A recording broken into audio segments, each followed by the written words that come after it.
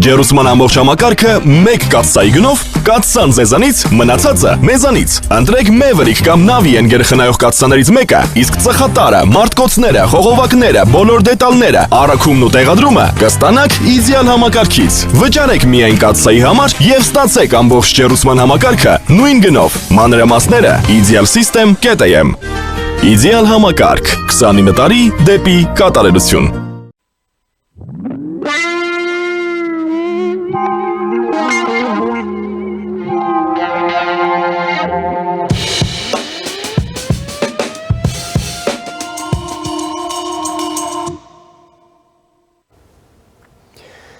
Ողջույն հարգարժան տիկնայք եւ պարոնայք, առաջին լրատվականի եթերում Մեհրաբյան on-line-ը, ես Ռուբեն Մեհրաբյանն եմ։ Այսօր Սահմանադրական դատարանը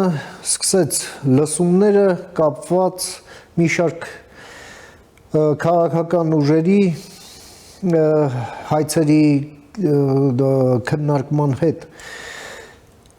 Հունիսի 7-ի ընտրություններին մասնակցած 7 քաղաքական ուժեր հայցեր են ներկայացրել Սահմանադրական դատարան եւ վիճարկում են ընտրությունների արդյունքները,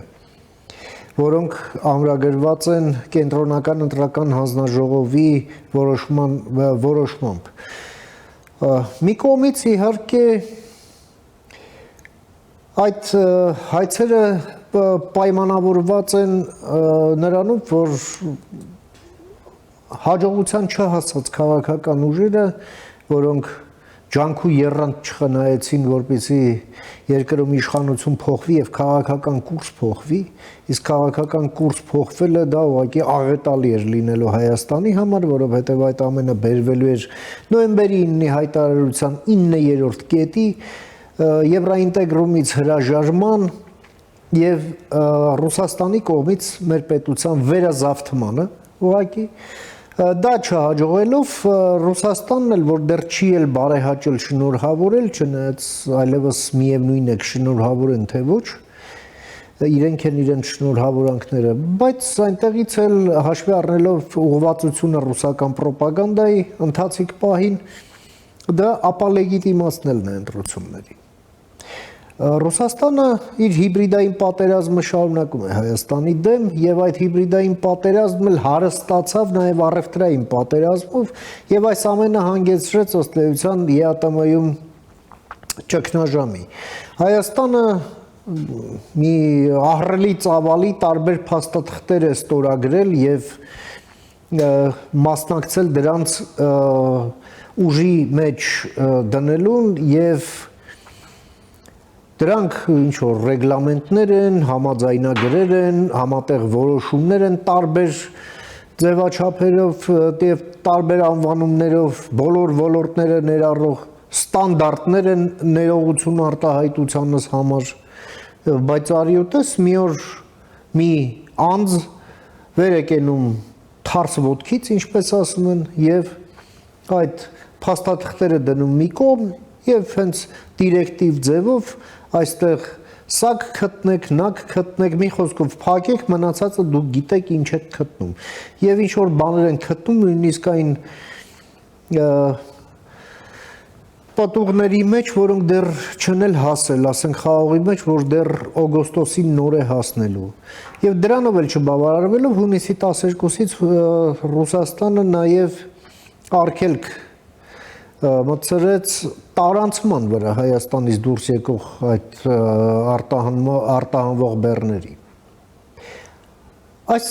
երկու հարցերը որքան էլ որ ոնց որ թե առերևույթ կապ չունեն, բայց խորապես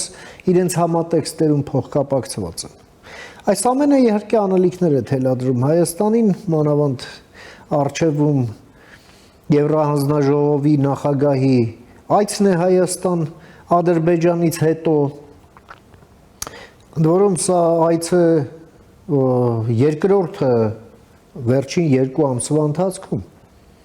Փորձենք հասկանալ նախ ընթացիկ քաղաքական պահը եւ երկրորդն էլ Հայաստանի անելիքները այս ամենում եւ այդ նպատակով ես մի հարգարժան հյուր եմ հրավիրել մեր տաղավարում, սիրով ուզում եմ ներկայացնել մեր հյուրը տեսակապով Վանաձորից Հելսինկյան քաղաքացիական ասամբլեայի տեղի գրասենյակի ղեկավար իրավապաշտպան Արթուր Սաքունցն է։ Բարև ձեզ, պարոն Սաքունց, ուրախ եմ ձեզ նորից տեսնել, շնորհակալ եմ հրավերս ընդունելու համար։ Ողջույններս, պարոն Մեհրաբյան, շնորհակալ եմ հրավերի համար, ես նույնպես ուրախ եմ վերջապես նորից անմիջապես ձեր հետ շփվելու։ Եվ ուրեմն, պարոն Սաքունց, Սահմանադրական դատարանն այսօր սկսեց լսումներ այդ հայցերի հետ կապված, ներկայացված հայցերի, ընտրություններն ավարտվել են, ընտրությունները, արդյունքները հրապարակվել են, ազատ աշխարհը, ոչ այնքան ազատ աշխարհը շնորհավորել է Հայաստանին եւ միայն դարի դեմոկրատ Պուտինն է, որ հրաժարվում է դա անել, ավելին իր ենթականերն էլ ինչ-որ խնդրահարույց բաներ են տեսնում մեր ժողովրդավարական պրոցեդուրաներում, ի հեճուկս ԱՊՀ դիտորդների, որոնք ուղղակի փայլուն գնահատեցին մեր ընտրությունները, եւ ահա այն ուժերը, ովքեր իրենց կոչում են ընդդիմություն, բայց սպասարկում են ըստ էության մեր պետության հաշվին այլ պետության շահերը, պահանջում են ընտրությունները չեղարկել, հանուն հանրապետության կուսակցությունն էլ այլ հայց է ներկայացրել, որ այս զանգվածային ընտրակաշառքի գործոնը գնահատվի, որքանով է դա խաթարել ժողովրդի իշխանության իրացման կարևորագույն մեխանիզմը, ընտրությունները հենց միջավայրի տեսակետից, բուն ազդեցության առումով, հա, ինչ ակնկալենք այդ իմաստով Սահմանադրական դատարանից համեցեք։ Սահմանադրական դատարանից իհարկե մենք ակնկալում ենք համակողմանի գնահատում, թե արդյոք այն խախտումները, որոնք արձանագրվել են ընտրությունների ժամանակահատվածում, որոշիչ ազդեցություն են ունեցել քվեարկության արդյունքների վրա։ Սա է հիմնական ուրեմն հարցը, որի պատասխանը մենք ակնկալում ենք Սահմանադրական դատարանից։ Եվ փաստարկները, որոնք ներկայացվել են դիմումատու կուսակցությունների կողմից, իհարկե այդ դիմումների մի մասին ենք ծանոթ, բայց քանի որ մենք դիտորդական առաքելություն էինք իրականացել եւ երկարաժամկետ եւ կարճաժամկետ, այսինքն ամբողջ նախընտրական քարոզչության ընթացքում եւ նաեւ քվեարկության օրը, ես ուղղակի կարող եմ ասել մեր դիտարկումների հիման վրա որոշ եզրահանգումներ, որոնք հիմա կկիսվեն։ Առաջինը, ընտրությունները իհարկե իդեալական չէին, սա պարզ է։ Իդեալական չէին, որովհետև ընտրությունների ընթացակարգերը խաթարող, խախտող մի քանի գործոններ կային։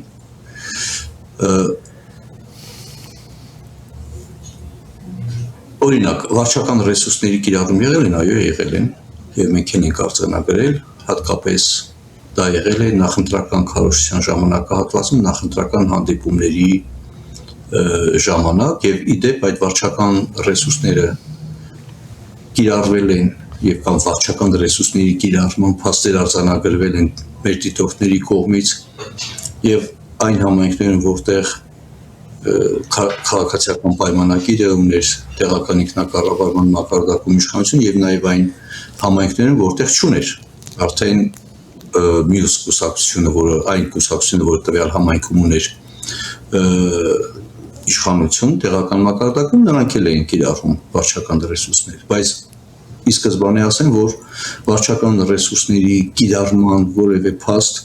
քվեարկության օրը նկատում եմ, որ քաղաքացիների նկատմամբ լիներ վարչական մարմինների կողմից ճնշումներ քվեարկությանը մասնակցելու առումով, ճնշում, որպեսզի նրանք այդ քվեարկության անպայման գան եւ այլն, այդ երևույթները մենք չենք արձանագրել։ Մեկ-երկու դեպք եղել է մեքենաներով մարդկանց տեղափոխելու փաստեր, ինքնին նույնիսկ դրանք են կասեցվել դիտորդների կողմից ահազանգի արդյունքում։ Եղել է արդյոք ընտրակաշարքների մասին հաղորդագրությունները եղել են հակակոռուպցիոն կոմիտեի կողմից, դեպ ասեմ, որ սա նոր ստեղծված որպես մարմին եւ առաջի քննությունը անցավ այս ընտրությունների ժամանակ կոռուպցիոն այդպիսի հանցագործության հետ կապված ինչպիսին ընտրակաշարքն է, որը գիտենք բավական շատ դժվար ուրեմն արձանագրվող, փաստագրվող եւ կանխող երևույթ է, այնուամենայնիվ հաղորդագրությունները, որոնք տարածվում էին հակակոռուպցիոն կոմիտեի կողմից, կարելի ասել բաշխում էին ուրեմն ուժեղ Հայաստան դաշինք եւ շատ ավելի քիչ, այսինքն ես քանակի առումով եմ ներկայացնում դասակարգում եւ Բարգավաճ Հայաստան կուսակցությունների կողմից, իհարկե մենք ակնկալում ենք նաեւ, որ հակակոռուպցիոն կոմիտեն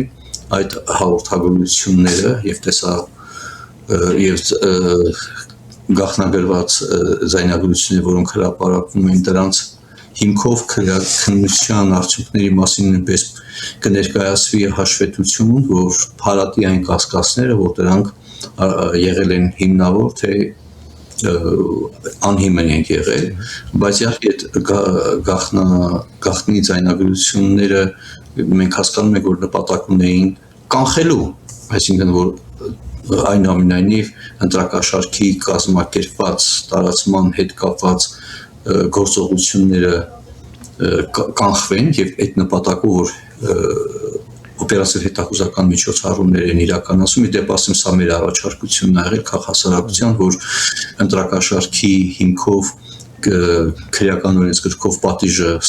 խստացվի, որը հիմք կտա իրավապահ մարմնին իրականացնելու ահազանգի դեպքում կամ կասկած հարուցող տեղեկության հիմքով օպերատիվ հետախուզական գործունեություն կամ միջոցառումներ իրականացնել նախկինում չկար, մինչև 2018 թիվը։ Մենք գտնում ենք, որ իհարկե օրենսդրորեն չկարգավորվեց այդ մեխանիզմները, խոսքը վերաբերում է կուսակցությունների նախընտրական քարոզության ֆինանսավորման հետ կապված հարցերը, որոնք պետք է ստուգվեին կոռուպցիայի կանխարգելման հանձնաժողովի կողմից, ես նկատում եմ նախընտրական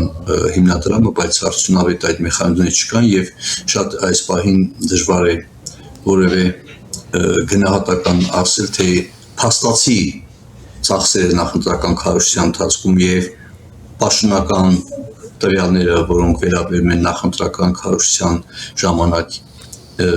ծախսված ֆինանսական միջոցները ինչքանով են իրանք համապատասխանում իրար, բայց այն ակնհայտ է, որ դրանց միջև նույնպես տարբերություն կա։ Բայց նորից կրկնեմ, ինչքանով են դրանք ազդեցություն ունեցել քվեարկության արդյունքների վրա, ես չեմ պատկերացնում որևէ հստակ այդպիսի չափիչ, դա պետք է քննարկվի, այսինքն դեռևս Սահմանադրական դատարանը քննության կառնի դիմողների փաստարկները, որտեղ այդ փաստարկները պետք է լինեն ոչ միայն առանձին ինչ-որ դրսևորումների տեսքով, այլ ունենան այնպիսի պատկեր, փաստահավաք տվյալների մամրա, որ դրանք իրապես ունեցել են տարածված բնույթ, եւ դա եղել է համակարգային եւ ուղղորդված, բայց այդպիսի տվյալներ մենք որպես դիտորդական առաքելություն չենք արձանագրել։ Շատ ուրեմն եւ իհարկե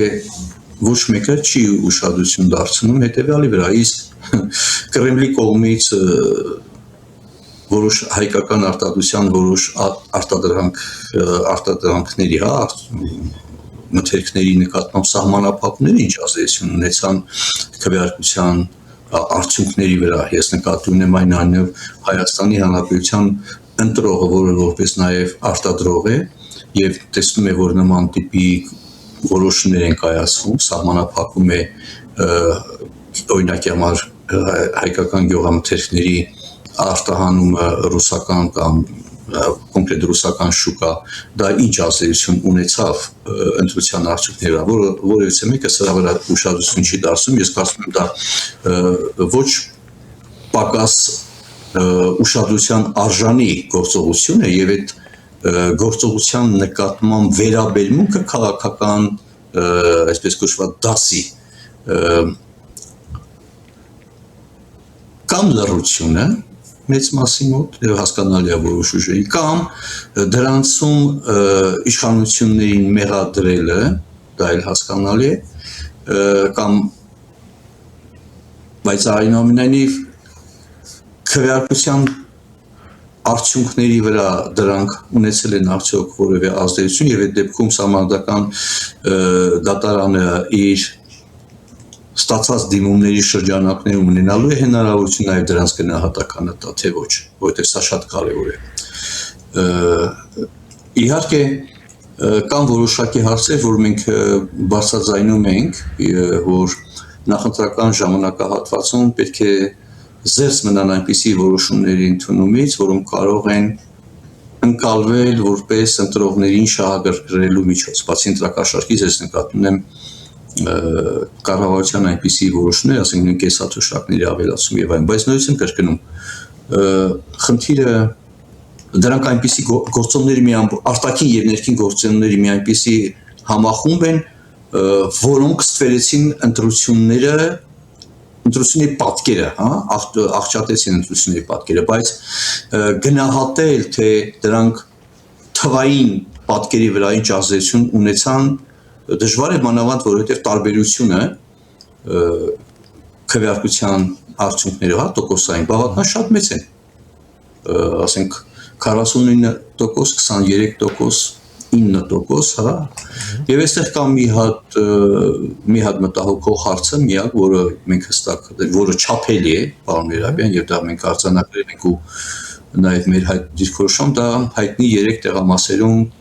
վերաքվեարկության նշման անհրաժեշտության մասին է խոսքը, որոնց արդյունքները չեղարկվեցին կենտրոնական ընտրական հանձնաժողովի կողմից, այսինքն ըստ էության, եթե չեղարկում ես, ապա ընտրողների ընտրական իրավունքը պետք է ապահովես նաև, մենք այդպես ենք գտնում, այսինքն թեկուզ 3 տեղամասի մասին է խոսքը, թեկուզ այդ 3 տեղամասի քվեարկության արդյունքները ունենան ազդեցություն կամ չունենան ազդեցություն, եթե ասենք թե նույնիսկ անգամ եթե գտնում են որ չունեն, բայց ոչ թե գտնելով պետք է խնդիրը լուծվել այլ քվեարկության կազմակերպմամբ, վերաքվեարկության կազմակերպման եւ ընտրողի քվեարկության արդյունքների հիման վրա կարելի է միայն եզրահանգում անել, թե վերջնական քվեարկության արդյունքների վրա ունենա ազդեցություն թե չէ, իհարկե դա այդտեղ խոսքը ավելի շատ վերաբերում էր Բարգավաճ Հայաստան կուսակցության, որը սահմանային տիրույթում էր գտնում, որևէ նշանակություն չէր ունենալու իհարկե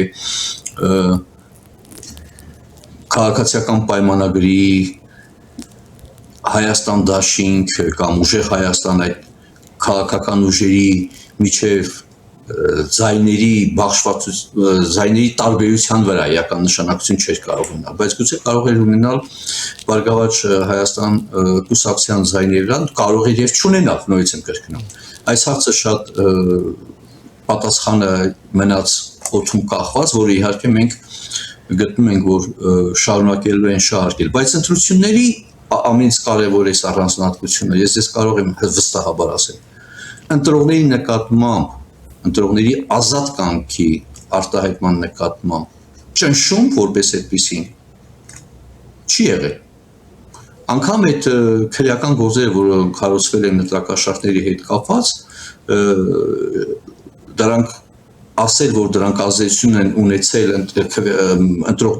ընտրողների ազատ կամքի վրա, ես չեմ կարծում, ինչու համար, որովհետև եթե քրեական հանցագործություն է կատարում ու իրավապահ մարմինի միջոցները ձեռք կառնում, ապա դրանք կարող են ասել միայն այն ընտրողների կամ այն մարդկանց վրա, որոնք նախապատրաստում են կամ հակված են այդ հանցագործությունները կատարելու հիմա, բայց մենք իհարկե նույնիսկ եմ կրկնում, մենք սպասում ենք դատական քննության արդյունքներին, որովհետև դատարանը միայն կարող է վերջնական եզրակացություն տա եւ այդ դեպքում մենք կարող ենք տվյալների հիման վրա նոր հստակ ասել, ինչքանով են հիմնավոր եղել այդ քրեական հետապնդումները վերջին հաշվով, այսինքն ինչքանով են հիմնավոր եղել ընտրակաշարքի բաժանման կամ ստացման հիմքով հարուցած քրեական վարույթները, բայց որ դրանք եղել են, քանակի առումով կարող ենք իհարկե քննարկել, նույնիսկ կրկնում կապված դատական քննության արդյունքներով միայն կարող ենք դա մասին գաղափար կազմել, բայց որ այդ երևույթը կար միանշանակ։ Ավելին կարող եմ ասել, որ օրինական ընդունում էին աշխատանքի, այդ մեխանիզմը շատ հետաքրքիր է։ Մարդկանց ընդունում են օրինական աշխատանքի, բայց այդ օրինական աշխատանքը չեն կատարում, ստանում են այսպես կոչված իբրտի աշխատավարձ, հա։ Ինչ է նշանակում մի քանի տասնյակ պահակ ընդունել մի հիմնարկում ամեն մի քառակուսի մետրի, չէ, քեզ քառակուսի մետրի մի հատ պահակ է ստացվում, եւ այդ ինչ ռեժիմով են աշխատում։ Սա բավական լուրջ հարցեր են, որոնք վերաբերում են նաեւ օրենսդրական կարգավորումներին։ Ի վերջո նույնիսկ եմ կրկնում սա եւ նաեւ այն հիբրիդային սպառնալիքները, որոնք դուք նույնպես հիշատակեցիք, կապատեղեկատվությունը, կեղտեղեկատվությունը, որը զուգակցում էր Կրեմլի կողմից ուրեմն այդ սահմանափակումներին, որոնք հենց ուրեմն նախընտրական ժամանակահատվածում, նախընտրական քարոզչության ընթացքում մինչև քվեարկությունը նման ուրեմն սահմանափակումների կիրառումը դա հաշվի առնելով, որ մարդկանց եկամուտների մեծ մասը այդ ապրանքների գյուղատնտեսական մեթերքների իրացումից է ստացվելու, սա բավական լուրջ մարտահրավեր էր ամբողջ ուրեմն ընտրական համակարգերի, այսինքն մենք խոսում ենք Հայաստանի Հանրապետության ներսում ընտրությունների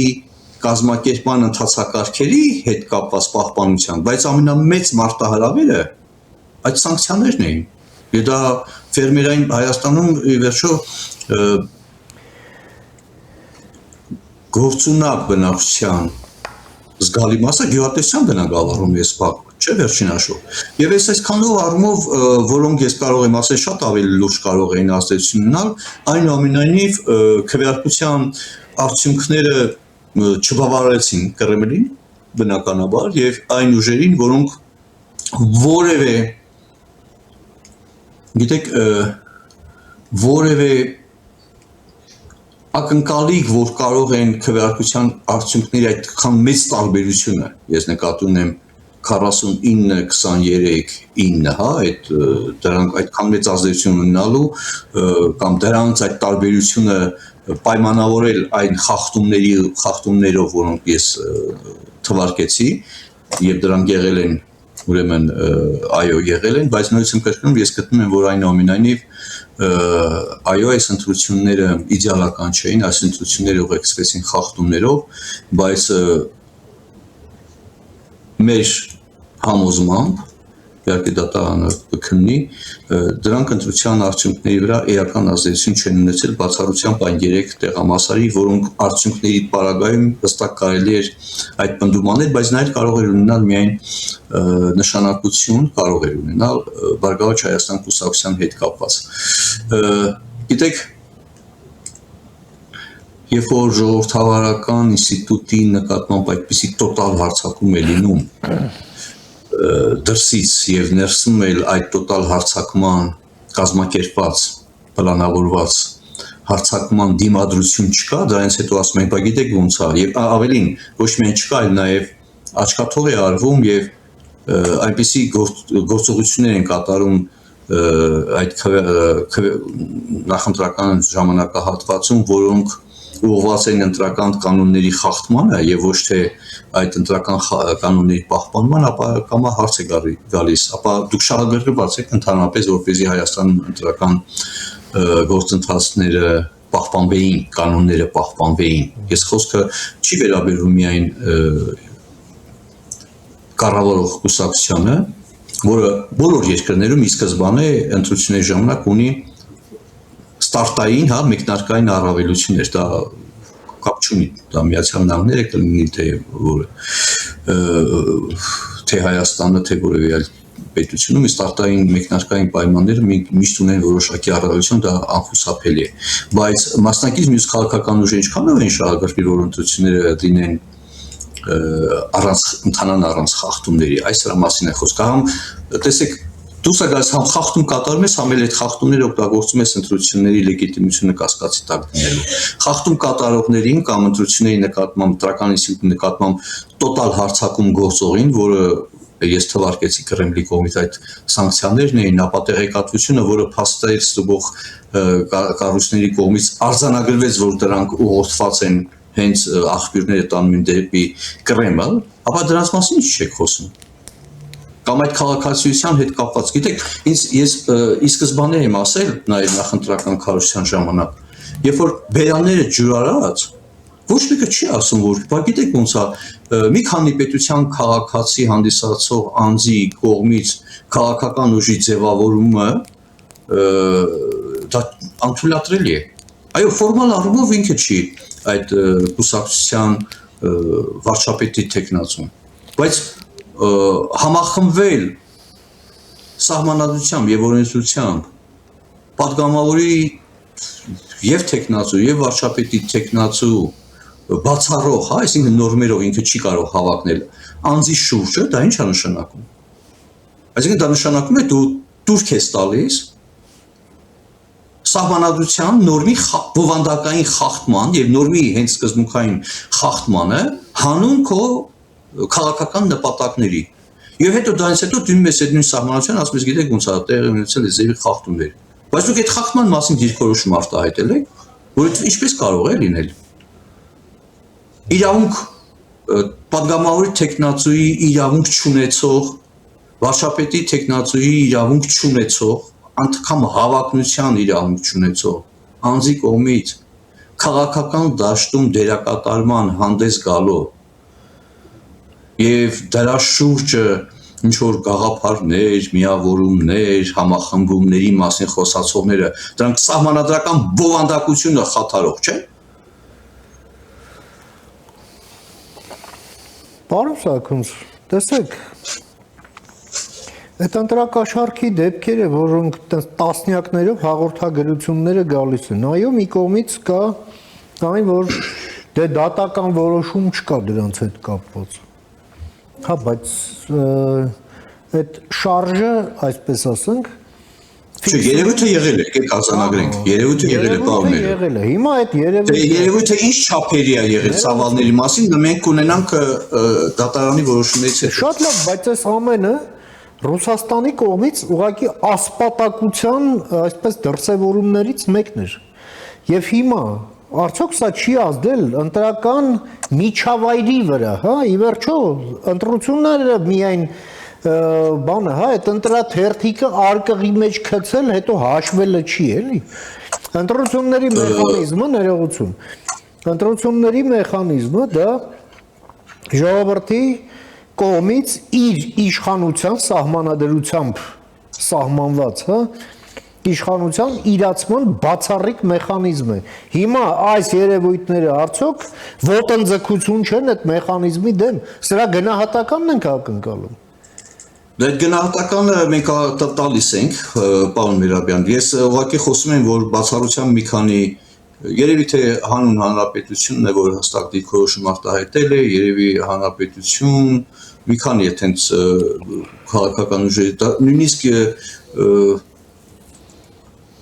քաղաքացիական պայմանագրի կողմից հստակ այդ դատապարտումը չեղավ, որ ի վերջո Կրեմլի կողմից ոտնձգություն է կատարվում ընտրական համակարգի նկատմամբ Հայաստանի։ Չկա այդ ձևակերպում դուք լսել եք։ Ես չեմ լսել։ Եվ քաղաքական մնացած այդ բանը մրցակից ուժերը նույնպես որևէ դատապարտող հայտարարություն չարեցին Կրեմլի կողմից նախընտրական ժամանակահատվածում Հայաստանի ընտրողների հանձինս այդ արտադրանքը ստեղծած ընտրողների նկատմամբ այդ սահմանափակումների քաղաքական ազդեցության որպես ճնշման գործիքի մասին չեղավ։ Այսինքն այստեղ գիտեք ինչն է, երբ որ հստակ դու քաղաքական գնահատականը չես տալիս, այսինքն հաշտ ես այդ խախտումներ կա, ոչ թե հարձակման գործողությունների հետ, ու խոսում ես խլուրդի մակարդակի այո տեղի ունեցած խախտումների մասին, բայց անուշադրության մատնելով այդ շատ ավելի մեծ եւ ավելի ազդեցիկ գործոնների, որոնք կանխվեցին Հայաստանի Հանրապետության նույն քաղաքացիների կողմից դուրս չտրվեց, չէ՞ վերջին հաշվով։ Շատերը մտածում են, գիտեք, էսա ասեն, վայ, էսա Ռուսաստան, եթե այդպիսի միջոցներ ազերվում, եկեք, այս ամբողջ մեղավորը քաղաքացիական պայմանագիրն է, ասենք թե իշխող կուսակցությունն այդ արևմտյան կուսակցություններն են, եւ եկեք իրենց ձայն չտան, որպեսզի մենք փրկվենք այդ արհավիրքից։ Ակա շատ པարզ, ակնկալի չեղավ։ Չնայած նույնիսկ եմ կրկնում, նույն քաղաքացիական պայմանագիրը հստակ պետք է դիրքորոշում, ասի դատապարտ էր։ Այո, Փաշինյանը Պուտինի հետ հանդիպման ժամանակ արտահայտվեց, որ չի կարող սահմանադրության նորմի խախտումով անձը հավակնել որևէ պաշտոնի։ Բայց կներեք, դրանից հետո շարունակվեց այլ գործողություններ, չէ՞։ Որոնց վերաբերյալ պետք է հստակ քաղաքական գնահատական, հստակ նաև որոշումներ։ Մոլդովայում ուրիշ որոշումներ կայացրեցին, չէ՞։ Այդ ընտրակաշառքների հետ կապված մի ամբողջ կուսակցության ուղղակի արգելեցին, հեռացրեցին ընտրական պայքարից։ Քրեական գործ հարուցեցին այդ ռուսական էլի կամ օլիգարխա կոչվածի նկատմամբ, որը հանգրվեց Կրեմլում։ Այսինքն այստեղ, գիտեք, ամենաբանը ժողովրդի լեզվով ասեմ կներեք, մեծ է շախորում թողրակ, ծեն չի հետևից են հանգել։ Այն դեպքում, երբ որ իրենց վարքագծով հեչել չէին նպաստում խախտումների դեմ պայքարողները, պետք է ամենամեծ խախտման կատարողի դեմ հստակ դիրքորոշում լիներ։ Այո, մթնոլորտը դա խաթարվեց, բայց այդ մթնոլորտի խաթարումը չունեցավ այն ակնկալիք ազդեցությունը, որը նպատակ են հետապնդում, հա, եւ նպատակ են դրել այդ գործոններով ազդել։ Եվ հիմա դժգոհում են, օքեյ, դժգոհ են։ Մեր ներքին խոհանոցին վերաբերյալ խնդիրները մենք կլուծենք։ Եվ դա մեր անելիքն է։ Եթե շահագրգիռ են ժողովրդավարության արժեքների, մարդու իրավունքների պաշտպանության, ընտրական իրավունքների պաշտպանության առումով, բայց երբ որ ամբողջ համակարգի դեմ է հարձակում լինում ու դրա դեմ խոսք չկա, ապա կներեք վստահություն չի կարող լինել, որ իրական շահագրգռություն կա Հայաստանի ներսում այդ ժողովրդավարական ինստիտուտների զարգացման տեսակետից։ Սա փաստ է, սա ակնառու է։ Դու ո՞նց կարող ես ընտրական համակարգի պահպանությամբ, ընտրական իրավունքների պաշտպանությամբ հանդես գաս, երբ որ քո ընտրողների նկատմամբ տոտալ այդպիսի մեծ հարձակում է լինում եւ դու ծպտուն չես անում։ Այդ ինչի՞ չեք անում բա։ Ինչի՞ չեք ասում, որ անթույլատրելի է Կրեմլից ինչ ես անում։ Անկախ նրանից թե դուք միջկուսակցական ինչ տարաձայնություններ ունեք։ Բայց տարաձայնությունները չէր վերաբերվում ավելի լավ ժողովրդավարական ընտրություններ անցկացնելուն, այլ վերաբերում էր ավելի վատ ընտրություններ անցկացնելու թեմայի շուրջը։ Այո, իշխանությունը այդ առումով պատշաճ կարողություն ցուցաբերեց, որպեսզի այդ տոտալ օրինակ մի հատ օրինակ ասեմ, որ ավելի հասկանալի լինի։ Մենք ժամանակին շուտ ենք, չէ՞ խոսացել, որ այդ ԵԱՏՄ կոչվածը չի կարող Հայաստանի համազարգացման շուկա լինի։ Չի կարող ԱՊՀ-ն Հայաստանի համար իրավական համակարգի զարգացման ուրեմն կառույց լինել։ ՕԴԿԲ-ն չի գայթը ՀԱՊԿ չի կարող Հայաստանի անվտանգության հարցեր ունի։ Ի վերջո ռուսական ալիքների թերարսակումը, որը ատելություն, թշնամանք, պատերազմի կոչ, որը մեր սահմանադրական նորմերի եւ ընդհանրապես մեր իրավական համակարգի տեսակետից անթույլատրելի խոսույթ են, չի կարելի է թերարսակումները թույլ տալ։ Այդ ամեն ինչ չի արվել, չէ՞։ Որից հրաշալի օգտվել են։ Եվ շնորհիվ նույնիսկ եմ կրկնում Հայաստանի Հանրապետության քաղաքացիների գիտակցության այնուամենայն հնարավոր եղավ մեծ մասի, հա, թեկուզ կեսն են, այնուամենայն դիմագրավել կամ Ռուսաստանից, տեսեք, նույն ձայնագրությունները, որ էլի փաստ հավաքող կառույցները մեր գործընկեր կազմակերպությունը նույնպես կարողացավ իրազեկ քաղաքացիների միավորում բացատրել, որ ինչ մեթոդներ են կիրառում Ռուսաստանում տեղի հայ բիզնեսմենների կամ գործարանների եւ ուրեմն քաղաքացիների վրա ուղղորդելու համար, որ գան այստեղ եւ ընտրություն կատարեն կրեմլյան քաղաքական ուժերի օգտին։ Դա եղել է, դատապարտում կար։ Ինչի՞ չեք դատապարտում, ինչի՞ չէին դատապարտում։ Ես հասկանում եմ, որ այդ խախտումների մեջ շահագրգիռները կամ այդ փաստարկները ինչի՞ չեն ներկայացվում։ Ես հասկանում եմ, որ այդ խախտումների մեջ շահագրգիռ ու քաղաքական ուժերը չեն խոսի դրա մասին, բայց կներեք իշխանությունը պարտավոր է դրա մասին խոսել։ Կանչեր այդ բանին, ռադեի դեսպանին, ինչ էր, կոպիրտին էր, ինչ էր, որին հրավիրել էին խորհրդատվության Մոսկվայում, բայց ուրիշ պատճառով։ Զելենսկու եվրոպական գաղափարաժողովին մասնակցության հետ կապված երևի։ Եվ ասեն արդեն ծիրան ուտելու ժամանակն է հետ է եկել։ Արժեված ծիրանը։ Ես ասեմ, որ ձեր կողմից այս փաստարկները նոտա ենք տալիս։ Չափները դիմացեք։ Գիտե մի խոթեք։ Այդքանից հետո